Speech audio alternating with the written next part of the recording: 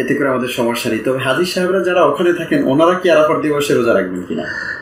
আরাফার দিবসে হাজী সাহেবের জন্য রোজা না রাখাই সুন্নত। হজরত রাসূলুল্লাহ সাল্লাল্লাহু আলাইহি ওয়াসাল্লামের চাচা আব্বাস তার স্ত্রী বলছেন উম্মুল ফদল যে আরাফাতের দিনে রাসূলুল্লাহ সাল্লাম রোজা আছেন কি নেই এটা তো ওনাকে জিজ্ঞাসা করা কষ্ট, এই জন্য আমি এক বাটি দুধ তার কাছে পাঠালাম। তিনি তখন আরাফাতে ওকুফ করছেন উটের পিঠে দাঁড়িয়ে, তখন উনি দুধটা নিয়ে সবার সামনে পান করলেন। তখন আমরা বুঝতে পারলাম যে তিনি রোজা ছিলেন না।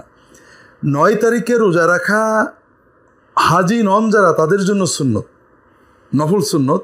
আল্লাহ রাসূল সাল্লাল্লাহু আলাইহি ওয়াসাল্লাম বলছেন যে এই দিন যদি কেউ রোজা রাখে তাহলে আল্লাহ পূর্ববর্তী এবং পরবর্তী 2 বছরের গুনাহ মাফ করে দেন।